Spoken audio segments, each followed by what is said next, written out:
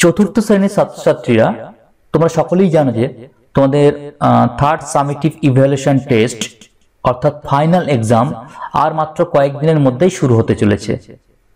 তো আজকে ভিডিওটি তোমাদের জন্যই। এই ভিডিওতে আমি তোমাদের ইংরেজি প্রশ্ন নিয়ে আলোচনা করব, সুতরাং ভিডিওটি স্কিপ না করে তোমরা সম্পূর্ণ দেখো এবং যারা আমার চ্যানেলটিকে এখনো সাবস্ক্রাইব করে রাখোনি এই চ্যানেলটিকে সাবস্ক্রাইব করে নোটিফিকেশন আইকনটি অন করে রেখে দাও। এর আগের ভিডিওগুলোতে আমি তোমাদের বাংলা প্রশ্ন নিয়ে আলোচনা করেছি, এছাড়া ক্লাস 2 এর সমগ্র বিষয়ের প্রশ্ন নিয়ে আলোচনা করেছি, শিশু শ্রেণীর সমগ্র বিষয়ের প্রশ্ন নিয়ে আলোচনা করেছি।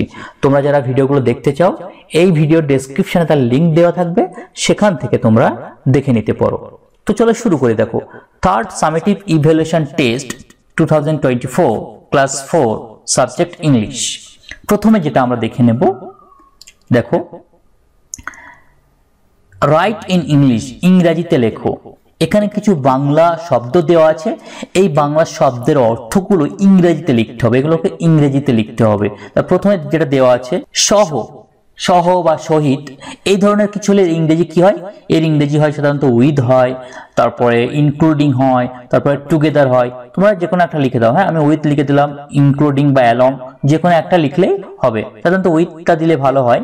তারপর দেখো সকাল, সকাল ইংরেজি তোমরা সকলেই জানো, আমরা সকলেই কিন্তু স্কুলে তোমরা আমাদের বলে থাকো যে good morning sir, good morning madam, এরকম বলে থাকো। তাহলে সকাল ইংরেজি কি, মর্নিং, ঠিক আছে। তারপর রাত্রি, রাত্রি ইংরেজি নাইট।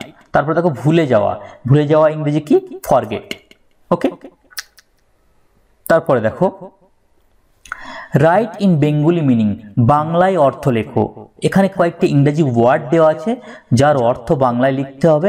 প্রথমে দেওয়া আছে ক্রাইং, ক্রাইং দেওয়া আছে, ক্রাইং মানে কাঁদছে, এরকম বোঝায় কাঁদছে বা কান্না করছে বা কান্না করা। হ্যাঁ, ক্রাই মানে কান্না করা, তা কাঁদা। তো এখানে ক্রন্দিত বা কান্না করা বা কান্না করছে, যেহেতু এটা আইএনজি যোগ আছে, করছেও লিখতে পারো তোমরা, ঠিক আছে। তারপর দেখো সাউন্ড, সাউন্ড শব্দ কি, সাউন্ড এটা কি, সাউন্ড শব্দের অর্থ কি, শব্দ। সাউন্ড মানে শব্দ বা আওয়াজ, ঠিক আছে, আওয়াজও লিখতে পারো, শব্দ লিখতে পারো। তারপরে কি আছে ক্লাসরুম, ক্লাসরুম শব্দের অর্থ কি, শ্রেণীকক্ষ, শ্রেণীকক্ষ লেখো। তারপরে কি আছে থিফ, থিফ মানে কি, চোর, তো চোর লিখে দিলাম, থিফের বাংলা কি, চোর, তো এখানে চোর লিখলাম। তারপরে দেখো make sentences with the following ওয়ার্ডস, এখানে যে ওয়ার্ডসগুলো দেওয়া আছে এই ওয়ার্ডসগুলো দিয়ে সেন্টেন্স বানাতে হবে, বাক্য তৈরি করতে হবে। প্রথমে কি আছে স্কুল, স্কুল দিয়ে বাক্য কত সোজা, তোমরা জানো, সবাই কিন্তু পারবে। আমি একটা লিখে দিচ্ছি, তোমরা এটাও লিখতে পারো। দেখো আমি কি লিখলাম, I go to school everyday, আমি প্রত্যেক দিন বিদ্যালয়ে যাই।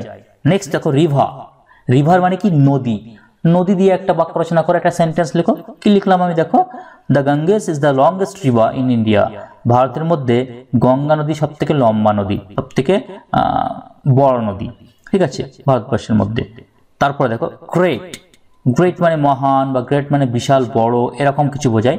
গ্রেট দিয়ে একটা বাক্য রচনা কি করলাম, দেখো Rabindranath Tagore is a great poet, Rabindranath Tagore একজন মহান কবি, ঠিক আছে। তারপর কি ফ্লাওয়ার, ফ্লাওয়ার মানে কি ফুল, ফুল দিয়ে একটা সেন্টেন্স লেখো। কি লিখলাম আমি, কি লিখলাম দেখো there is a flower shop near my house, আমার বাড়ির কাছে একটা ফুলের দোকান আছে। নেক্সট কোশ্চেন,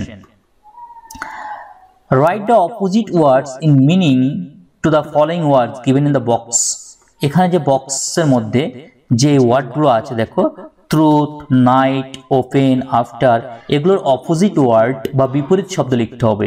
তাও এখানে কি ট্রুথ মানে সত্য, নাইট মানে রাত্রি, ওপেন মানে খোলা, ঠিক আছে, আফটার মানে পরে, এগুলোর অপোজিট ওয়ার্ড এখানে লিখতে হবে বা বিপরীত শব্দ লিখতে হবে।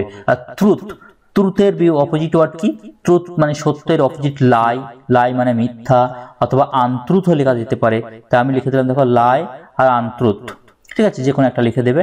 নাইট, নাইটের অপোজিট কি, ডে, ওকে। তারপরে দেখো ওপেন, ওপেন মানে খোলা, এর অপোজিট কি ক্লোজ, ক্লোজ মানে বন্ধ।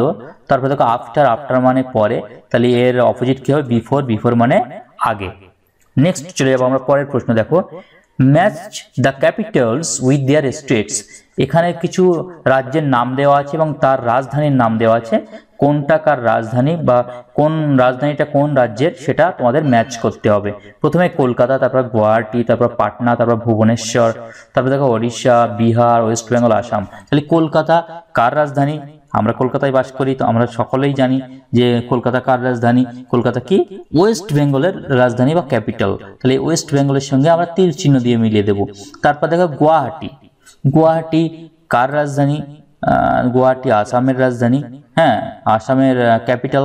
তারপরে পাটনা, পাটনা বিহারের ক্যাপিটাল, তাই না, বিহারের রাজধানী, তো বিহারের সঙ্গে মিলিয়ে দেব। তারপরে দেখো ভুবনেশ্বর, ভুবনেশ্বর কি ওড়িশার রাজধানী বা ক্যাপিটাল। ঠিক আছে, হয়ে গেল। নেক্সট চলে যাবো আমরা পরের প্রশ্নে। দেখো answer the following questions in English, নিচের প্রশ্নগুলো ইংরেজিতে উত্তর দাও। কি আছে দেখো, what is Santiniketan also famous for, Santiniketan আরো কি জন্য বিখ্যাত ছিল। অ্যান্সার কি হবে, অ্যান্সার লিখলাম দেখো, Santiniketan is also famous for fun and friendship, Santiniketan আরো বিখ্যাত ছিল মজা এবং বন্ধুত্বের জন্য। নেক্সট প্রশ্ন কি আছে, when did Mohsin die or what did Mohsin give the thief. এখানে দুটো প্রশ্ন আছে, যে কোনো একটা তোমাদের লিখলে হবে। কি বলছে, when did Mohsin die, Mohsin কবে মারা যান, অথবা what did Mohsin give the thief, Mohsin চোরটিকে কি দিয়েছিল। তাহলে দুটো অ্যান্সারই আমি লিখে দিচ্ছি তোমাদের। মহাসিন কখন মারা যান, মহাসিন ডায়েড, এই ডাইটা যেহেতু এটা পাস্ট টেন্সে আছে তাই ডাইটা ডায়েড করে দিলাম। মহাসিন ডায়েড ইন 1812, মহাসিন 1812 সালে মারা যান। এবারে কি আছে, what did Mohsin give the thief, Mohsin চোরটিকে কি দিয়েছিল। পরের অ্যান্সার আমি লিখে দিচ্ছি দেখো, Mohsin gave the thief, and give আছে কিন্তু এটা কিন্তু পাস্ট টেন্স আছে বলে ডিডটা উঠে গিয়ে এখানে গেভ করে দিলাম।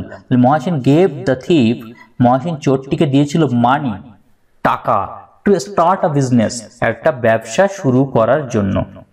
দুটো প্রশ্নের উত্তর লিখে দিলাম দেখো।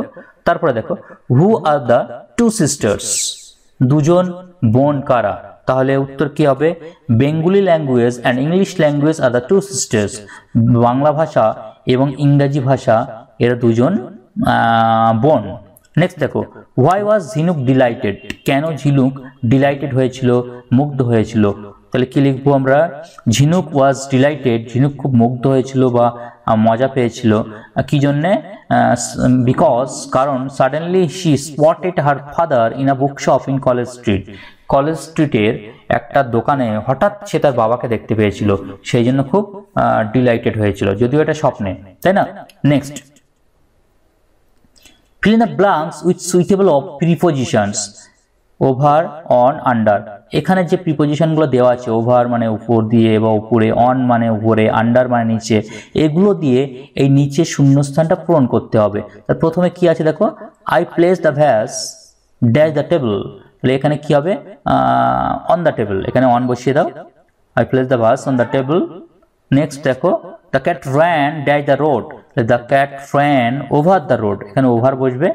নেক্সট কি আছে, the river flows dash the bridge, ব্রিজের নিচে দিয়ে সাধারণত রিভারটা যায়, তাহলে এখানে কি হবে, আন্ডার, আন্ডার দি ব্রিজ। ওকে, তো আজকে ভিডিওটি এই পর্যন্ত। ভিডিওটি ভালো লাগলে অবশ্যই কিন্তু তোমরা ভিডিওটিকে লাইক করে দিও, বেশি বেশি করে শেয়ার করে দিও। ঠিক আছে, তো চলো শেষ করি।